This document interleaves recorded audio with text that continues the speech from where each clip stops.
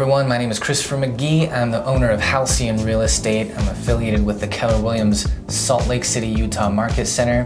Today is the first day of spring, March 20th, and welcome to the Real Estate Numbers, where every week I'm tracking 7 specific numbers on the MLS system and reporting it here so you can track the trends and be as well educated and up to date on what's going on in our market as I am. We'll go over these numbers. I'll tell you what these numbers are doing relative to last week and whether there's a trend or not. I'll tell you what I think it means for you if you're a buyer or a seller. And we'll wrap up as soon as we can. You can get about your day a little better educated. Let's do the numbers. Number 1 is our inventory. It is now at 6,647, down about 100 from last week and following the trend that we've had since Halloween of going down. Next is the average DOM, or days on market, for the prior week. That number comes to 53. It is down just 3 from the prior week, and it is on an average downward trend. Our next number includes a couple of other numbers, and those numbers are the average list price versus the average sold price. Last week, our average list price was $589,623, where the average sold price was $579,093.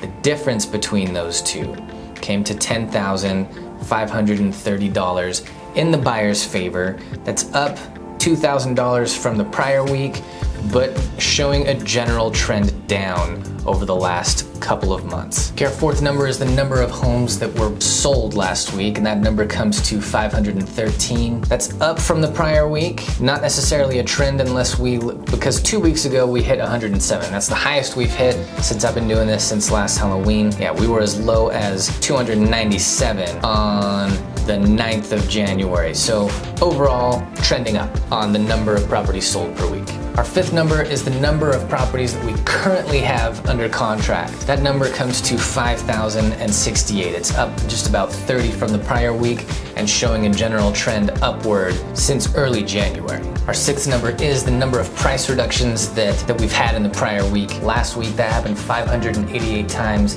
That's down just a few from the prior week. And that number has been pretty level for about the last month, but showing an overall trend down for the last several months. And our seventh and final number is the number of listings that have been either canceled, expired, or withdrawn in the previous week. That number came to 280, up 28 from the previous week. Overall down, certainly down from the spike that we had at the new year. That was a typical anomaly because a lot of people will set their listing contracts to expire at the end of a year. So what does it all mean?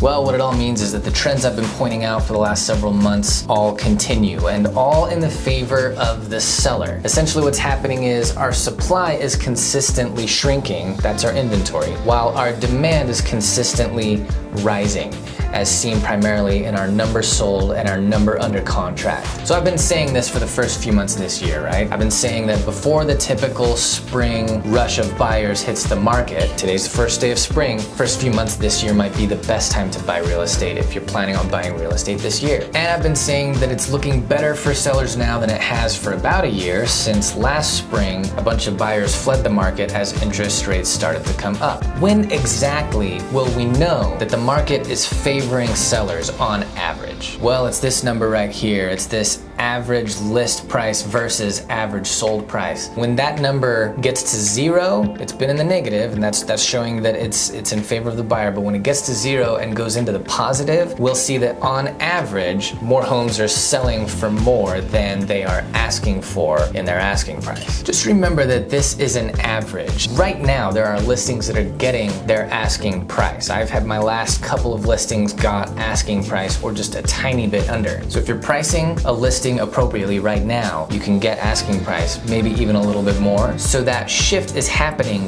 right now. We're just not seeing it reflected in this average number just yet.